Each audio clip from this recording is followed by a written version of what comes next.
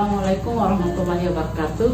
Perkenalkan saya Nur Naningsih, dosen Prodi Pendidikan Sejarah STKIP Taman Siswa Bima. Bidang saya pendidikan ketahansiswaan. Pada kesempatan kali ini saya akan menampilkan proses pembelajaran menggunakan DAE, yakni Delivery, Interaction, dan Assessment pada mata kuliah pendidikan ketahansiswaan. Pada kesempatan kali ini saya menampilkan deskripsi mata kuliah, capaian pembelajaran, metode pembelajaran, interaksi dengan mahasiswa, dan asesmen. Deskripsi mata kuliah. Mata kuliah ini mengkaji tentang pembelajaran sejarah dengan pendekatan AMONG, asah, asuh, dan asih.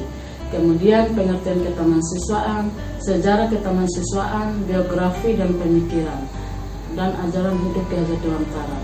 Capaian pembelajaran setelah mengikuti perkuliahan pendidikan ketahansiswaan, mahasiswa STKIP Taman Siswa Bima diharapkan memiliki wawasan yang luas tentang pendidikan ketahansiswaan, kemampuan dalam mengaktualisasi nilai-nilai pendidikan ketahansiswaan dalam kehidupan sehari-hari. Metode pembelajaran dengan menggunakan DAE, Delivery, artinya menyampaikan perkuliahan dengan menggunakan metode selama plus tanya jawab. Kemudian interaksi dengan mengajak mahasiswa untuk melakukan tanya jawab setelah proses pembelajaran selesai dan melakukan diskusi.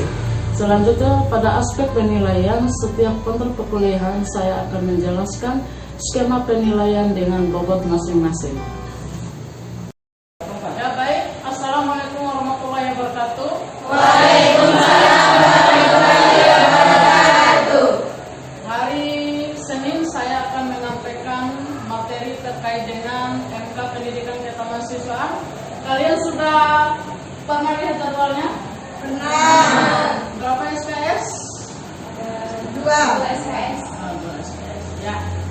Nah, kali ini saya akan memberikan materi pembelajaran sejarah dengan pendekatan AMONG, asah, asuh, dan asih. Sebelum kita melanjutkan materi, terlebih dahulu saya memperkenalkan diri. Nama Ibu Nur Naningsih, biasanya dipanggil Ibu Naning.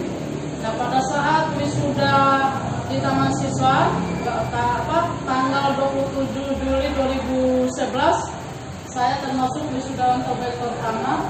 Untuk itu saya dipercayakan untuk menjadi asdos untuk beberapa tahun. Nah, kemudian dan selanjutnya saya diangkat menjadi dosen di STKIP Taman Siswa Bima sampai sekarang. Baik, saya Ibu Nur Naningsih dari Prodi Pendidikan Sejarah ingin menyampaikan materi yang berjudul pembelajaran sejarah dengan pendekatan AMONG. Pendekatan AMONG dimaksud adalah asah, asuh, dan asih. Nah, sebelum saya lanjut, ada yang paham dengan asah, asuh, dan asih?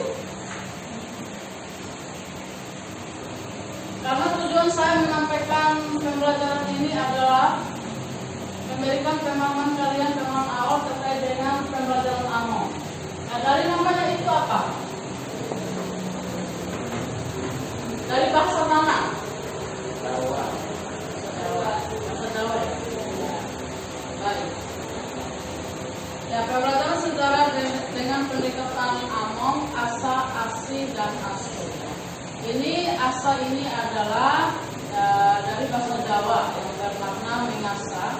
Kemudian asuh ini dari bahasa Jawa juga biasanya bermakna mengasuh. Kemudian asih ini adalah mengasihi.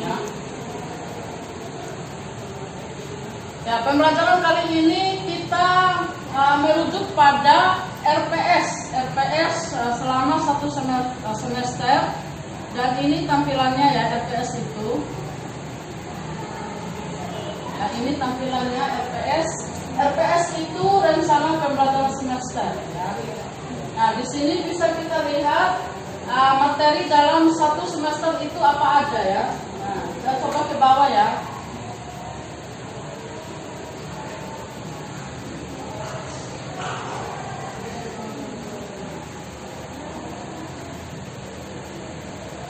Nah, ini materi pertamanya kontrak perkuliahan, kemudian kedua itu pembelajaran sejarah dengan pendekatan AMONG.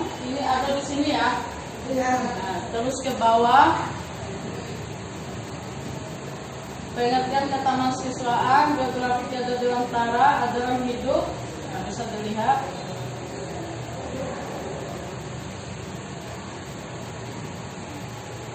sampai 16 pertemuan ya. Nah ini daftar pustakanya ini tiada lain adalah buku-buku rujukan terkait dengan materi selama satu semester ya. Baik. Ini RPS-nya ya. Rencana apa? Rencana pembelajaran semester ya. Ini sudah dipahami? Sudah. Jelas. Ya baik, kita masuk ke materi inti kita sesuai dengan RPS hari ini, yaitu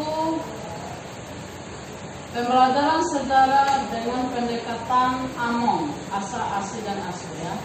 Dan lebih jelas kita kembali ke PowerPoint-nya.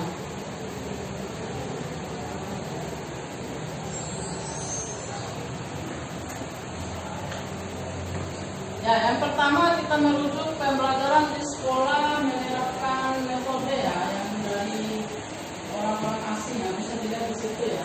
Nah, tapi di sini karena ada pendekatan AMOM, jelas pendekatan AMOM ini merujuk pada gagasan Bapak pendidikan kita yang bernama Dewantara. Memang penulisannya tiada Dewantara, tetapi dibaca Ki-Hajar Dewantara. Ya. Nah, kemudian pembelajaran sejarah pada umumnya itu biasanya monoton ya, kenapa saya tulis cenderung membosankan ya. Kita memperhatikan di sekolah, umumnya di sekolah SMA itu pembelajaran sejarah itu sering dijadwalkan di akhir jam ya, sehingga di situ yang pertama memunculkan kebosanan siswa atau mahasiswa ya. Nah, dan kemudian ada juga yang mencatat buku sampai habis. Begitu ya. Ini penyebabnya. Nah, dari hal ini bisa kita mencari alternatif solusi. Ya, kira-kira apa yang menjadi solusinya?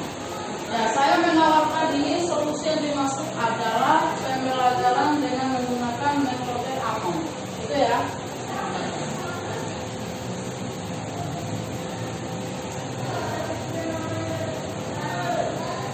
Ini pendekatan AMOM sebagai salah satu solusi, bukan karena tadi terdapat kebosanan, kemudian mencatat buku sampai habis. Ya. Nah, apa yang menjadi rujukan dari pendekatan AMOM ini? Nah, pendekatan AMOM ini kata lain adalah memberikan kebebasan kepada mahasiswa. Ya, bebas yang bagaimana dulu? Artinya bukan bebas sebebas-bebasnya, tapi memang bebas terkontrol atau terkendali ya.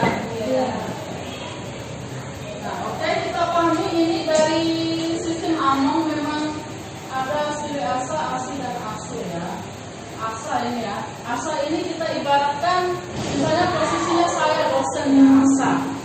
Nah, seorang dosen itu harus mengasah kemampuan mahasiswa lewat diskusi. Itu asa ya. Itu masuk kategori ini. Nah, mengasah pikiran mahasiswa. Mengasah pikiran mahasiswa ini lewat apa kira-kira? Motivasi. Ya, bagus sekali. Kasih aplaus ya. Salah satunya diskusi ya. Salah satunya diskusi. Nah, kemudian ini asi. Ya, ini kan asa. Asi ini adalah kemampuan dosen untuk mengasihi mahasiswa ya. Ketika contoh realnya, ketika mahasiswa mengalami kesulitan, ada dosen pembimbing yang memberikan arahannya atau arahannya ya, berupa bentuk perhatian. Inilah maksudnya adalah saling mengasihi, menjadikan mahasiswa cerdas emosi ya. Nah, kemudian mengasuh. Ya, yang diasuh ini bukan hanya bayi, tetapi seorang dosen itu harus mengasuh mahasiswanya. Nah, ketika mahasiswa istilahnya sudah mulai sudah tersambung lagi belajar atau gimana, setidaknya itu ada dorongan dari dosen yang mengasuhnya atau membimbingnya ke arah yang lebih baik. Biar nanti tidak istilahnya sama nikah muda bu. Kan begitu ya. Tidak langsung seperti itu ya. Ada dosen PA yang membimbing, yang mengasuh, gitu ya. Kemudian kita lanjut.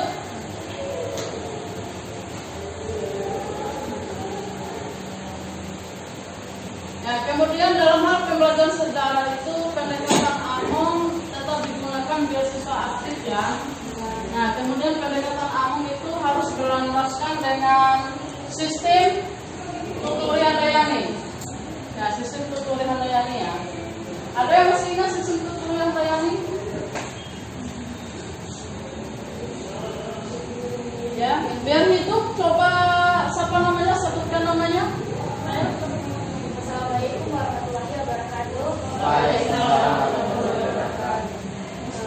perkenalkan nama saya Sri Wulandari. Di sini maksud dari Tuturi Handayani. Maksudnya yaitu ini salah satu semboyan dari Ki Hajar Dewantara yang artinya jika berada di belakang itu akan memberikan dorongan. Baik. Nah, bisa ya? Ada yang lain? Atau sudah kita bungkus? Bungkus ya. Ya, Tuturi Handayani ya, salah satu semboyannya ya.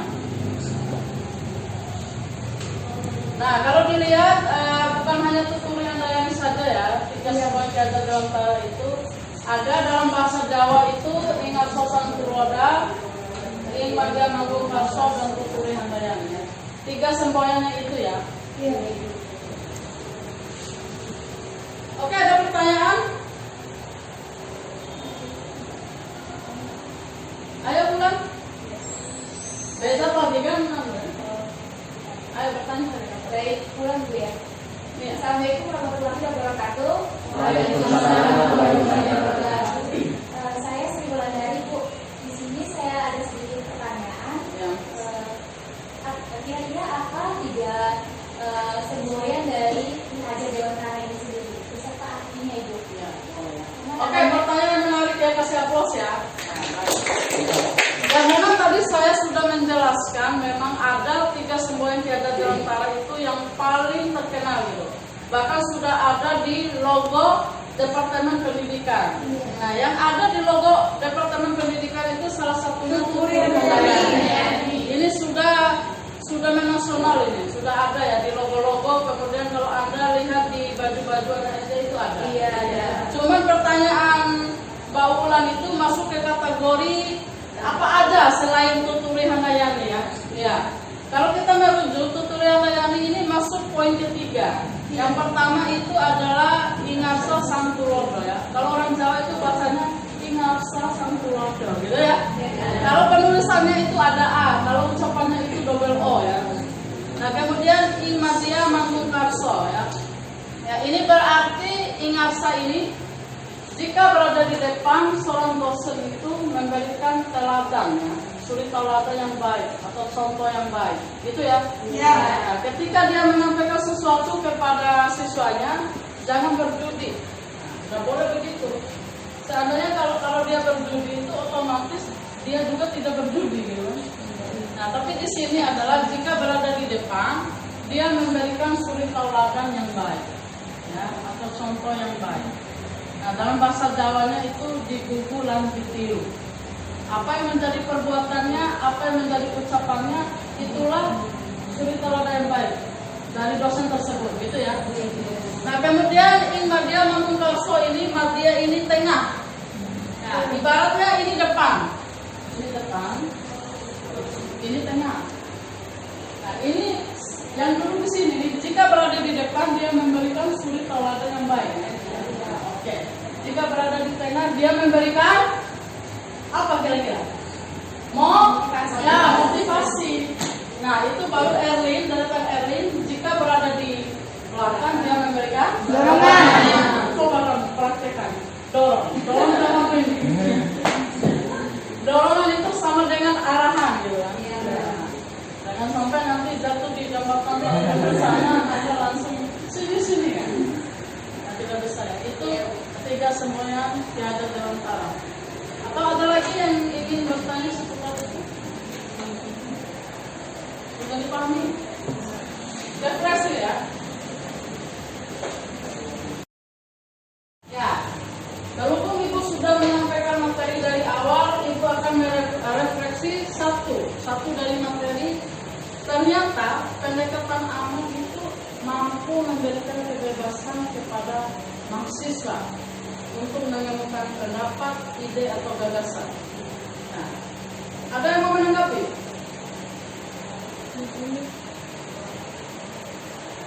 memberikan solusi. Ini kan pendekatan Among sebagai salah satu solusi.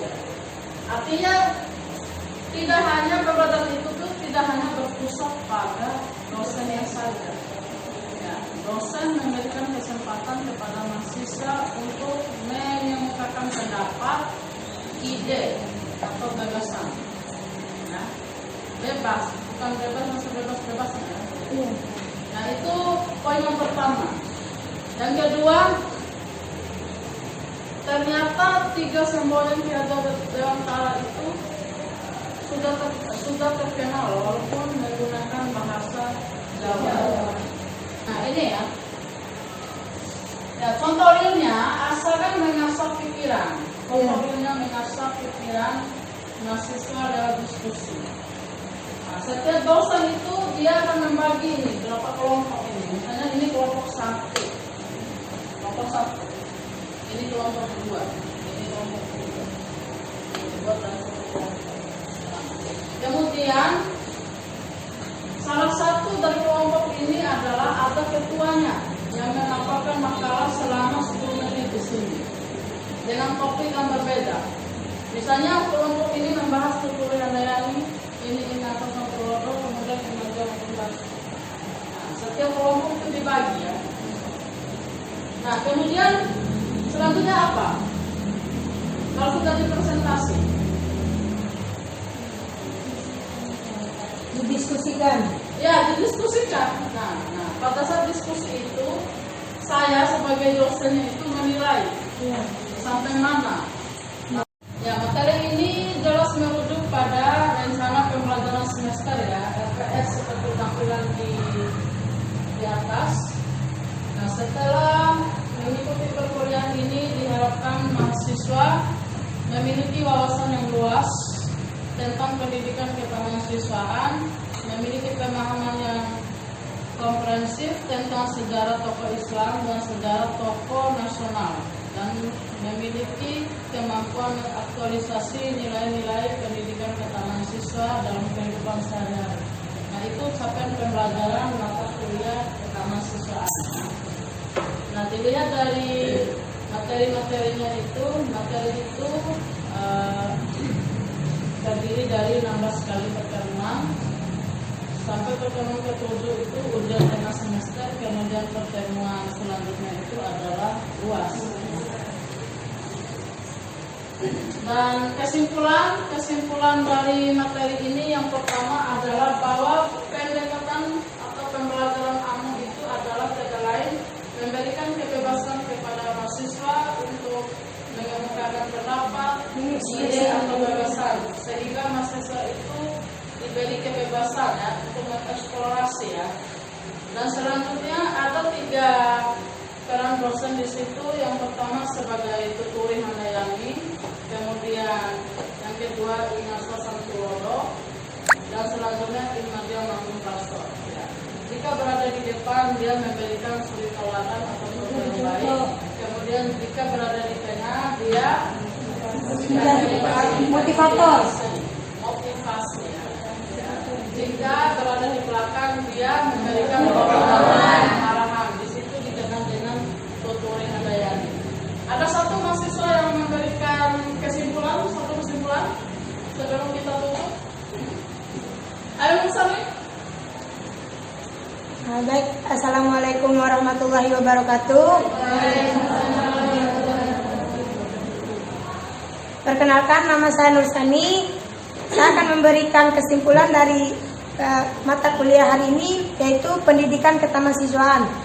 Di mana kesimpulan di sini itu pendidikan ataupun pembelajaran di metode Among ini itu sangat diperlukan oleh mahasiswa sekarang, karena dengan pembelajaran ataupun metode Among ini mahasiswa bisa mengekspresikan dirinya ataupun bisa bagaimana menyampaikan pendapatnya ataupun pemikirannya. Dan juga 3 semboyan Ki-Hajar Dewantara ini itu sudah bagaimana diterapkan oleh dosen kita hari ini. Mungkin sekian. Oke, kasih aplaus ya. Ya, demikian pembelajaran kali ini, pembelajaran sejarah dengan selanjutnya kita bisa melanjutkan lagi dengan materi selanjutnya. Ya, cukup sekian, saya akhiri. Wabillahi taufiq wal hidayah. Wassalamualaikum warahmatullahi wabarakatuh.